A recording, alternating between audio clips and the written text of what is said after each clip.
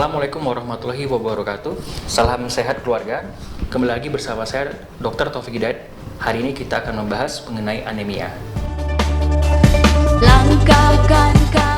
Anemia adalah suatu kondisi di mana kekurangan nutrisi zat besi yang mengakibatkan penurunan jumlah sel darah merah. Anemia terjadi ketika tubuh mengalami kekurangan sel darah merah yang sehat dan dapat berfungsi dengan baik. Zat besi itu sendiri adalah suatu zat yang diperlukan tubuh untuk menghasilkan komponen sel darah merah yang dikenal sebagai hemoglobin, yang biasa disingkat dengan Hb. Hemoglobin di dalam sel darah merah dibutuhkan oleh tubuh untuk mengikat dan mengangkut oksigen dari paru-paru ke seluruh organ. Selain itu juga berperan dalam pembuangan karbon dioksida atau CO2 dari sel-sel tubuh di paru-paru. Penyebab anemia yang biasa terjadi di Indonesia yaitu 1. Malnutrisi atau gizi buruk adalah penyebab anemia nomor 1 di Indonesia. Kedua, kebiasaan minum teh dan kopi di kalangan orang Indonesia juga berpengaruh kuat dalam tingginya tingkat anemia di Indonesia. Teh dan kopi mengandung zat yang bisa menghambat penyerapan zat besi oleh tubuh manusia. Ketiga, Indonesia juga termasuk dalam kelompok negara-negara dengan penderita talasemia yang tinggi. Talasemia adalah penyakit genetik atau keturunan yang mengakibatkan penderitanya mengalami kekurangan hemoglobin dan sel darah merah. Keempat, di Indonesia banyak orang yang mengkonsumsi obat-obatan antasida akibat sakit mah atau masalah dengan asam lambung. Antasida yang dikonsumsi sebelum makan akan mengurangi produksi asam lambung, tapi hal ini justru berdampak pada turunnya penyerapan zat besi. Kelima, kekurangan asam folat dan vitamin B12.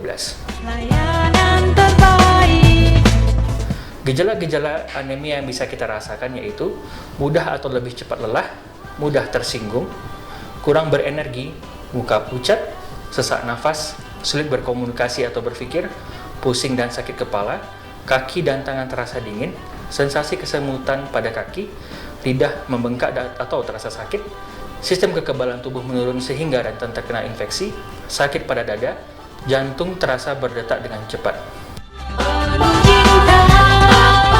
Oleh karena itu, ada beberapa upaya untuk mengobati keadaan anemia, yaitu pertama mengkonsumsi hati ayam dan hati sapi, yang kedua kacang-kacangan, dikonsumsi misalnya kacang hitam, kacang hijau, dan kacang merah. Yang ketiga mengkonsumsi tahu dan tempe. Keempat, boga bahari atau makanan laut seperti ikan, tiram, dan kerang. Kelima, sayuran berdaun hijau gelap seperti bayam dan brokoli. Keenam, daging merah tanpa lemak seperti daging sapi dan kambing. Ketujuh, buah-buahan kering misalnya kismis dan aprikot. Dan juga bisa dilakukan dengan pengobatan memberikan transfusi sel darah merah, mengobati infeksi cacing tambang, dan terakhir mengobati talasemia.